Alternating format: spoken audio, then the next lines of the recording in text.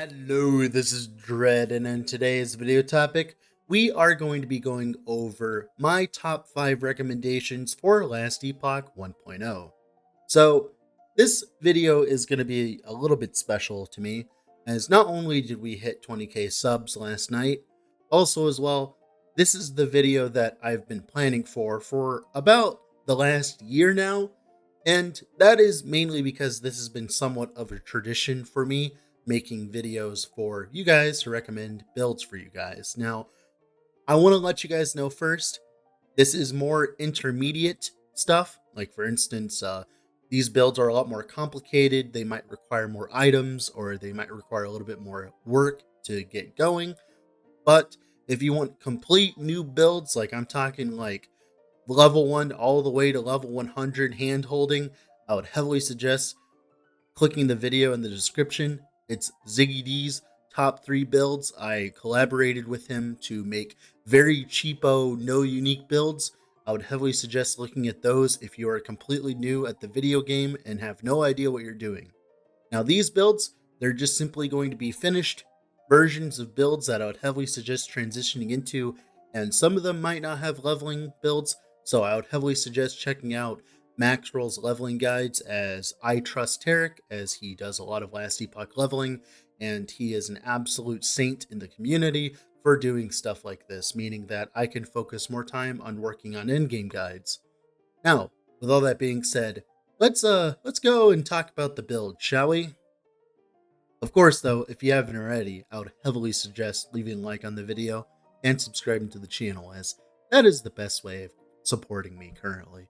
You can also check out my Twitch down below if you want to ask any questions about these builds or you want some build help yourself. Alright, so the first build on this list is going to be Poison Wandering Spirit Wrong Warp Lich. I have been very busy and working on builds for you guys, and this is by far one of the best builds I've ever played, ever.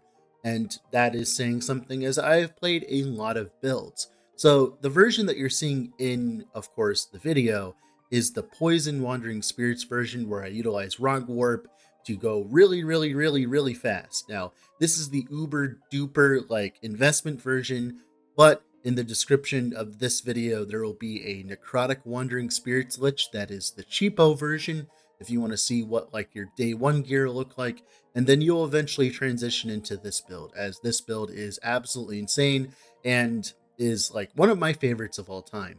Now, you must be wondering, Dread, well, why aren't you recommending like Warlock or Lich builds? Well, I mean, Warlock or Falconer builds. Well, I'm going to leave that for the rest of the community while I talk about builds from the past. And this is definitely one of the builds from the past that can easily keep up with all the Warlocks out there, as turns out Lich is still really strong, guys. Who would have thought? Now, the idea around this build is we're channeling wandering spirits and we're making them deal poison damage. Now, whenever we're channeling it, we create a bunch of spirits that overlap on enemies and, of course, do a very large amount of damage.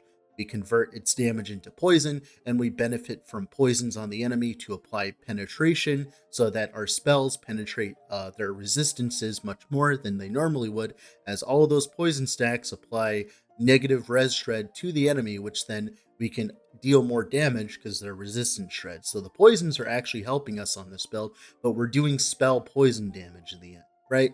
Now, of course, we're also utilizing Wrong Warp. Wrong Warp makes it so that you transplant in a random direction, right?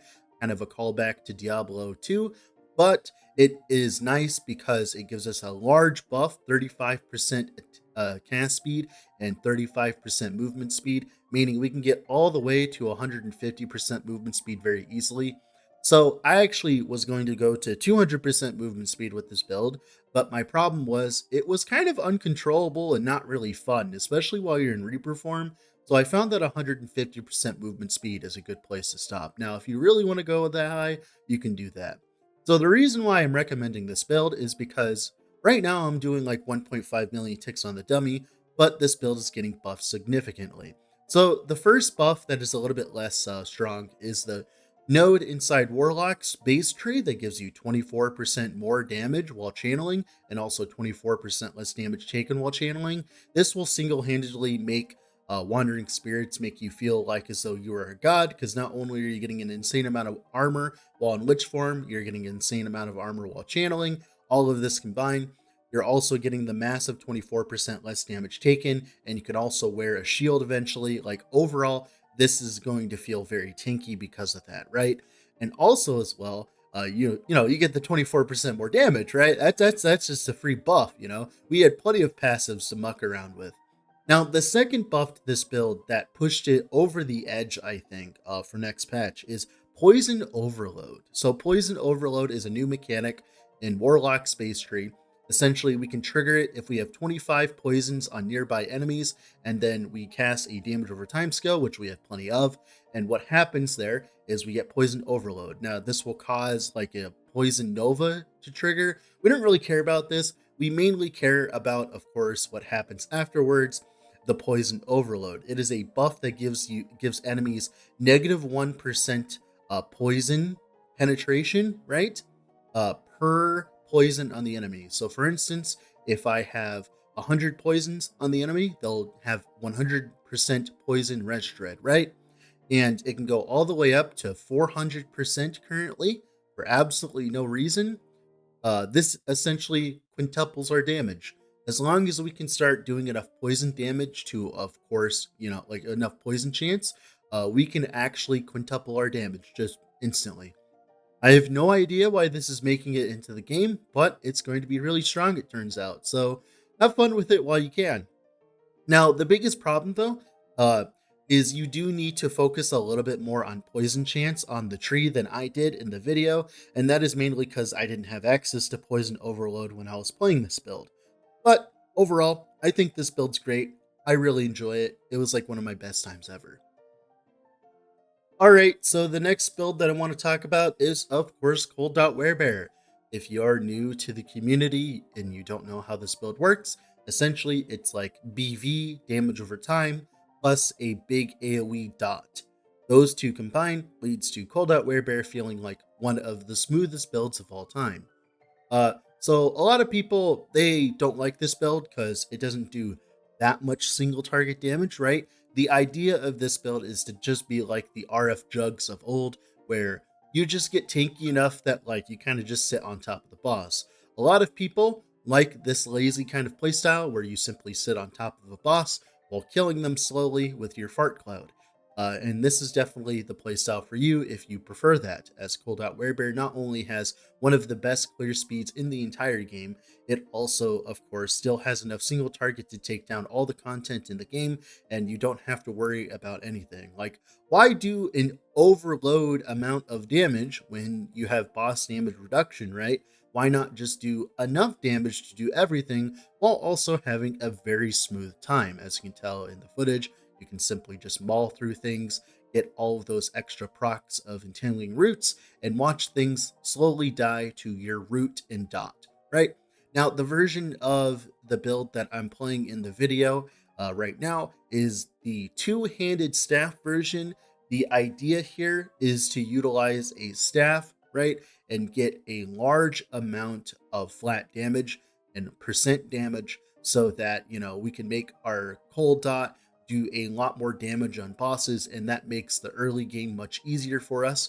Now, for the late game, I would heavily suggest swapping to a one-hander and a shield, but for early on, I think using a two-handed staff is the superior option, as you don't really need to be that tanky early on, you just need to do damage, and that's essentially what this version is meant for. This version is updated. Now, one thing to note, I would suggest using like one of the leveling guides from Maxroll, like a Thorn Totem Druid like leveling guide, all the way until like level 50. And then once you reach level 50, I would suggest swapping into Wearbear once you have access to all 5 of your specialized skills. The main reason why this is because you need to have the roots on cast, right? On cast with your your stuff. And that's important because you have to specialize Spriggan form early on to get rage on hit with Gardens of Rage, right? And that will be enough rage sustained in monoliths that you will not run out of werebear form. This is very important to know, right? And then later on, you can swap to something like Tears of the Forest early on so that you can Rage Sustain later on, and then swap your Spriggan form out for, of course, Swipe, which will give you like 35% more damage, which is, of course, the preferred skill to be using in endgame for a lot more damage, right? But yeah, Cold Out Werebear. Turns out it's like one of the strongest like skills in the entire game in terms of just how smooth it feels and how good the build feels. Like, who cares about doing damage when you are an unstoppable juggernaut of cold farts? So the next build is kind of cheating because it's two different Necromancer builds in one. And that is just simply, I cannot talk about a good Necromancer starter without talking about Blood Specters. So Blood Specters are a minion created by the Sacrifice tree, right? And you can create them with the Sacrifice, skeleton loop. And I've actually done a Road to 1.0 episode on this build, meaning that I went from level 1 all the way to level 80 into monoliths, right? With no gear whatsoever. And then, of course, I made a finished version earlier in the patch. And that means that, you have a way of leveling as Blood Specters without any uniques or anything like that. And you can have an easy time because of that, right? That's why I am suggesting Blood Specters. You do a bunch of bleeds with melee wraiths, and if you're that kind of minion army enjoyer, this is definitely the build for you, right? And the reason why I want to talk about a second build is because there's a lot of people in the community that have problems with their wrists, have problems with, playing the video game because whatever ailments they have, or they're just older and they don't want to put that much effort into it, but they still want to participate, right? It's completely understandable. I understand completely, right? Now, Last Epoch right now, the biggest problem with it is it's very much so focused on, of course, the, pushing a bunch of buttons to do a bunch of damage kind of playstyle, right? But thankfully for you, Twitch chat and viewers alike, everyone involved, there is a solution, and you can play Summon Abomination. So the version inside the video that I'm playing right now utilizes no uniques and can easily be transitioned into after you've been playing Blood Specters for a while. This is the other build that I would suggest on Necromancer to play. And that is because Summon Abomination got giga buffed recently. And that is because of the new minion affixes on items. So Summon Abomination gets plenty of percent damage, and with the new minion affixes, instead of running minion percent melee damage or something like that, you can run minion penetration and minion flat damage. This will super juice your A-bomb's damage significantly so, because there weren't many sources of flat damage for Abomination, and now that you can use a weapon to buff his damage significantly, this means that we're going to have a lot of fun. Let's put it like that, right? So Summon A-Bomb, definitely one of the better builds to start the next patch with, as you don't need to actually use many buttons with him. You can just put a Dread Shade on him every 40 seconds, and then transplant him around and cart him around monoliths, and have an easy time with a one-button playstyle. So you don't have to focus too much on the gameplay, and you can kind of just relax while playing, right? So that's what the build is built around, and I'd heavily suggest both of these builds. Like I said, I'd suggest playing Blood Specters until you get access to A-Bomb, and then swapping it to A-Bomb if you want to have that experience. Or continue on with Blood Specters if you want to, because that build works completely fine in endgame and has a lot of support thanks to the new Bleed Minion glove app. The new Bleed Minion gloves, right? With the Bleed penetration, this actually buffs Blood Specters significantly. So if you want a Necromancer and you're not sure what to play, I would heavily suggest these two. Or you could always play the tried, true, and tested flame rates as well. There will be plenty of videos on that on YouTube.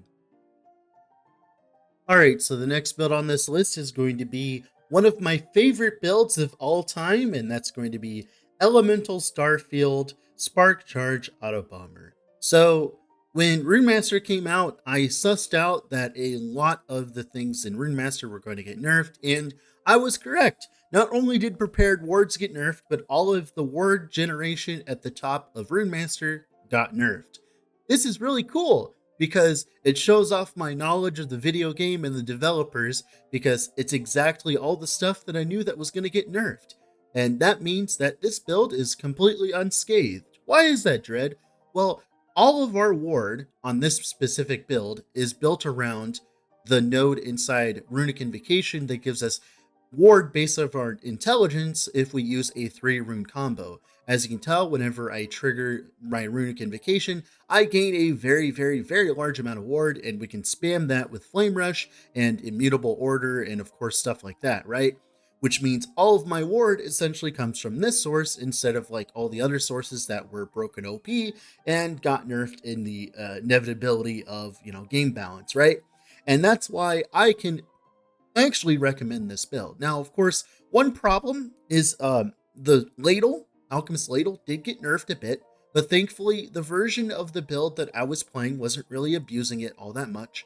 Like, I was abusing it slightly, right? I had a few extra ailments, but I wasn't really going too hard on extra ailments, meaning that I wasn't gaining that big of a bonus of damage from it.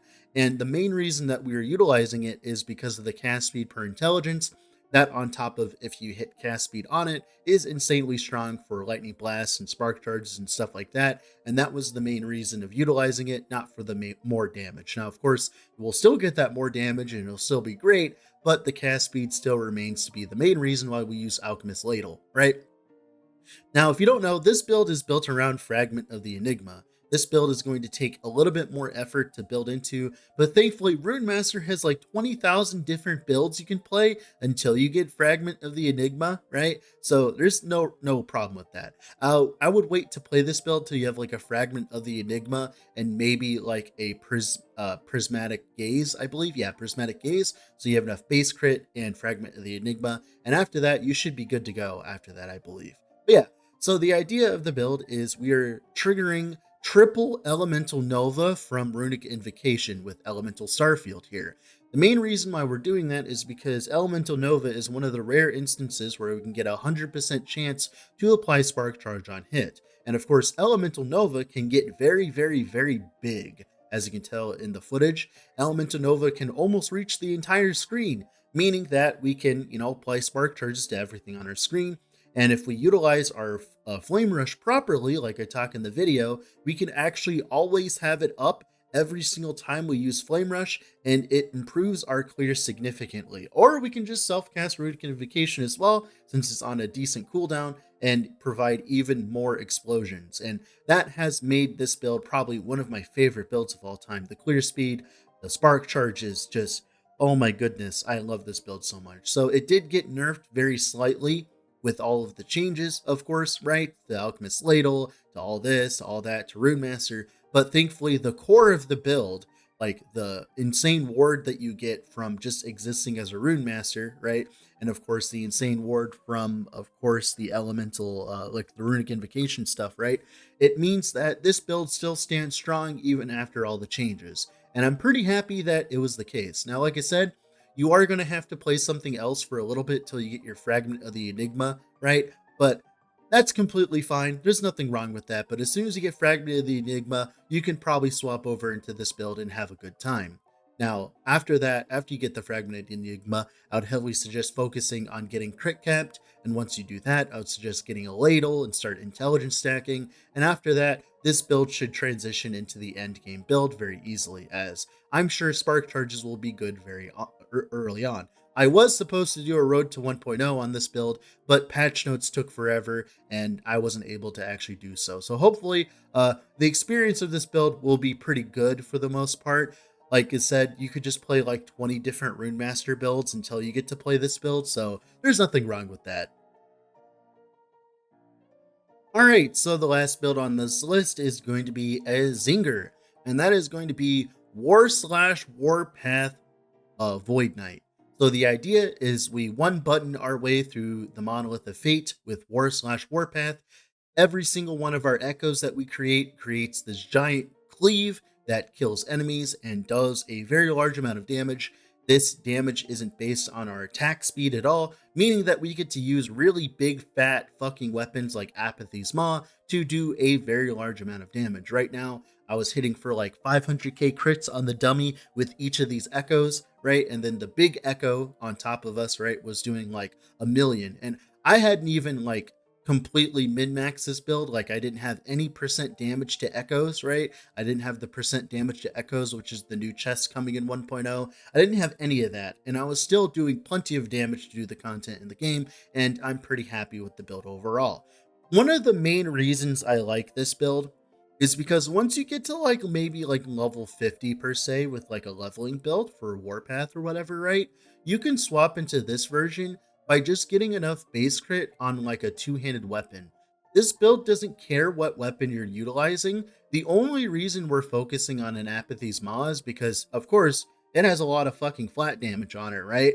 But you can use any weapon with like base crit, flat damage, right? You don't have to care about attack speed because guess what? War Slash doesn't care about your attack speed, right? Meaning that this build's actually, out of all of the builds on the list so far, is probably one of the cheapest to get started because all you need to do is just make sure you're capping your crit and you'll be good to go, right? One exalted base crit like two-handed weapon with some melee void, right? That's all you really need to do to make this build start functioning. Now, of course, like I said, eventually you want to upgrade to the base crit Apathy's Maw like all the other Warpath builds, or at least the lazy ones, right? And that means that you will be in for a grind for that. But with, of course, the Merchant's Guild, I believe that there will be a bunch of 1OP apathies on the market because, like, it isn't like too high of a commodity and they kind of drop like candy in the end game. So, like, it's not too big of an issue, right?